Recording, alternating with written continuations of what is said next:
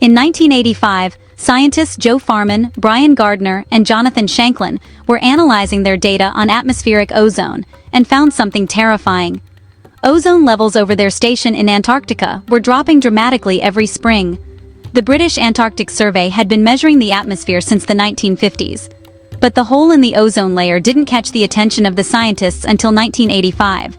At first, they couldn't believe it. They checked their equipment, reran the numbers, but the data was correct. They had discovered what the world would soon call the ozone hole. NASA satellites had been monitoring global ozone, but had missed the hole because their data processing software was programmed to automatically flag and discard readings that were too low, assuming they were just errors. When they reprocessed the data, the hole was there, and it was huge. October measurements showed 40% ozone loss compared to 1960s levels. The hole was roughly the size of North America, about 20 million square kilometers.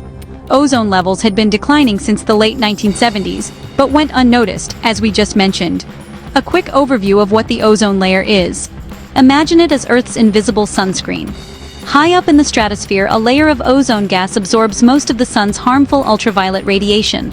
Without it, life on the surface would be nearly impossible. Getting back to the ozone layer hole. What happened after such a discovery? The news spread like wildfire. Time-lapse satellite pictures have confirmed the annual appearance of the massive hole, shown in red and purple at the center. The term ozone hole was a powerful, frightening image that everyone could understand. Scientists and the media clearly communicated the risks. Increased rates of skin cancer and cataracts in humans, damage to crops and agricultural yields, harm to marine ecosystems, including plankton at the base of the food chain.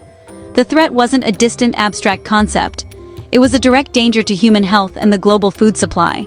The scientific evidence was overwhelming, and public pressure began to build. The world had to act. The scientific paper created immediate waves in the research community. Within months, NASA confirmed the findings using satellite data from the Total Ozone Mapping Spectrometer.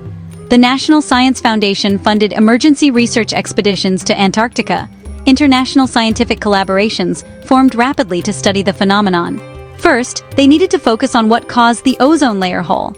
A theory was already present that was developed in 1970 by two chemists, Mario Molina and Sherwood Rowland.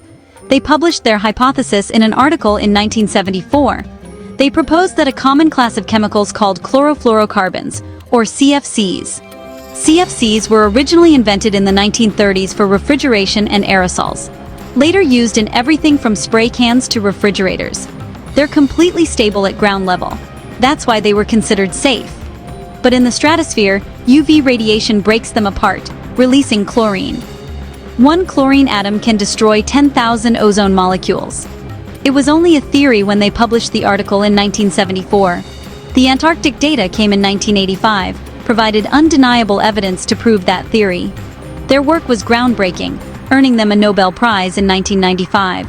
The discovery didn't stay in scientific circles for long.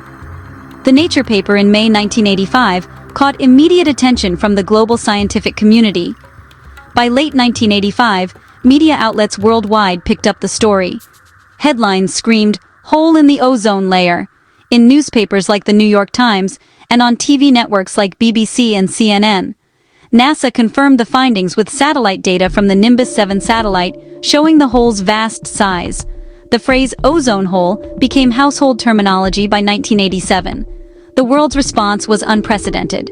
The key measure was the Montreal Protocol on substances that depletes the ozone layer, signed in 1987 by 46 countries and effective from 1989. Under this UN treaty, nations agreed to phase out production and consumption of ozone-depleting substances, ODS, like CFCs, halons, and HCFCs. According to UNEP, amendments like the London 1990 and Copenhagen 1992 updates strengthened it, eventually banning most ozone-depleting substances, ODS, globally.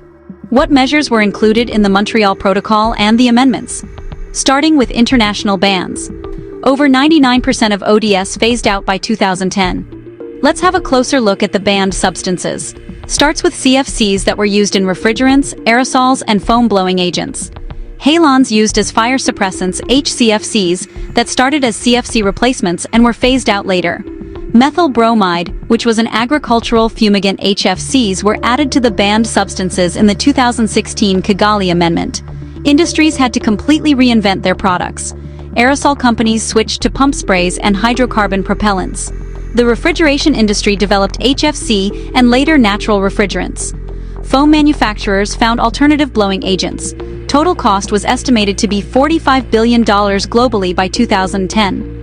Global funds helped developing countries comply with ongoing satellite surveillance by NASA and NOAA. This protocol is hailed as the most successful environmental agreement ever, preventing millions of skin cancer cases and ecosystem damage. Here is the recovery progress. The Antarctic ozone hole is shrinking, down to 23.2 million kilometers in 2023. Arctic ozone levels are recovering at 1 to 3% per decade. Mid-latitude recovery shows a 1 to 3% per decade increase since 2000. Full recovery is expected by 2066 over Antarctica, 2045 elsewhere. There are still some challenges remaining, according to recent research. Illegal CFC emissions detected from East Asia, according to 2018-2019 studies. Climate change interactions may slow recovery in some regions. New ozone-depleting substances require continued monitoring. Despite these challenges, ozone hole recovery process is still going on, and this is a real success story. From discovery in 1985 to international action by 1987 to recovery beginning in the 2000s, it's a model for how we might tackle other challenges. What started as alarming scientific data became one of humanity's greatest environmental success stories. The ozone layer is healing, and by the time today's children are adults, it should be fully restored. Use a female, clear American voice for the narrator.